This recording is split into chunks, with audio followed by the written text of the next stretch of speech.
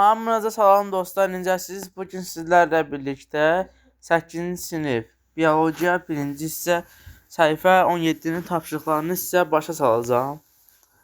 A, B və C qida məhsullarının tərkibindəki üzvü maddələr təyin etmək üçün aparılmış təcrübənin nəticələri cədvəldə verilmişdir.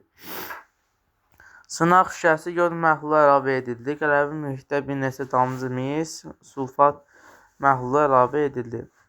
Məhlul narıncı qəhvəyi addan qaldı. A-da. B-də məhlul narıncı qəhvəyi qaldı. C-də tünd göy rəngə boyandı. A-da məhlul rəngi mavi qaldı.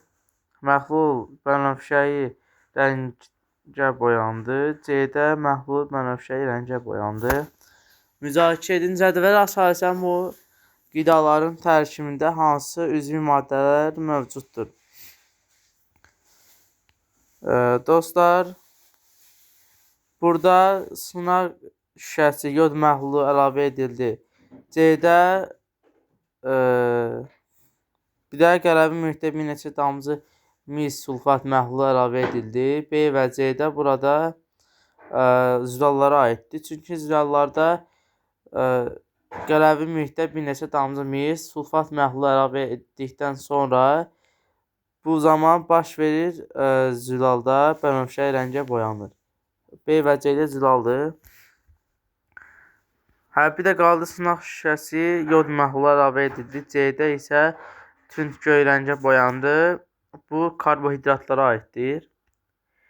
Sizcə hansı sınaq şüşəsinin amin turşuları ilə yanaşı glikoza maddələri də rast gəlmək olmaq mümkündür? Nə üçün?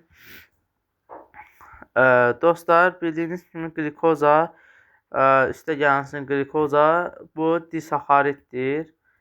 Disaxaridlər isə poliplərə aiddir. Burada A və B-dir. Qələvi yod məhlulu əlavə edildi. Burada A və B, yəni daha doğrusu C-dir. Burada qələvi mühitdə bir neçə yod damcı mis sulfat məhlulu əlavə edildi. Burada isə cavab A variantıdır. Öyrəndiklərinizi yoxlayın. Nə üçün glikoza və amin turşuları tikinti kimi tanınır? Çünki blokları kimi tanınır. Çünki dostlar, məsəl üçün evi tikmək üçün onların tikinti blokları sementdir, qumdur və yaxud da ki daşdır. Burada da isə karbohidratlarda glikozadır, zülallarda isə amin turşulardır. Bunlar birləşib glikoza birləşib karbohidratları, amin turşuları isə bir-biri ilə birləşib zülallara əmələ gətirir. Sizcə niyə müxtəlif qidalara ehtiyacımız var? Fikrinizi əsaslandırın. Çünki dostlar, müxtəlif qidalarda, məsəl üçün bir dənə qidada zülal var, bir dənə qidada karbohidrat var, bir dənəsi nuklein turşuları var və s. Sadəcə biz karbohidratla zəngin olan qidanı qəbul etsək, lipiddir, ondan sonra nukleindir, zülaldır və s. kimi həmin bu məhlullar bizim bədənimizdə olmayacaq və immunitet zəifliyinə gəlib çıxaracaqdır. 3. Nişasta kimi mürəkkəb karbohidratlar və zülallar arasında əsas fərqlər nədir? Dostlar, zülallarda amin turşulardır. Tərkibində amin turşuları olur. Nişasta, yəni karbohidratların tərkibində isə glikoza olur. Glikoza şirindir, amin turşuları isə adından göründüyü kimi turşuda olur. Ona görə də arasındakı fərq bunlardır. 4. Nuklein turşusu canlılar orqanizmi üçün əhəmiyyətlidir. Çünki dostlar, nuklein turşuları bildiyiniz kimi DNT və RNT-ni quruluşunda yaranmasına daha doğrusu kömək edir.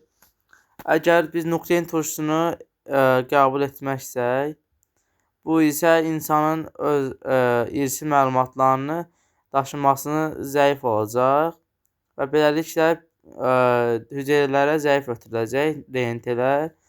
Buna görə də nuklein turşuları bizim üçün əhəmiyyətlidir. Bu qədər dostlar, sağ olun, salamat qalın. Belə videoların çoxlu gəlməsini istəyirsinizsə, abunə olub like atmağı unutmayın. Sağ olun, salamat qalın.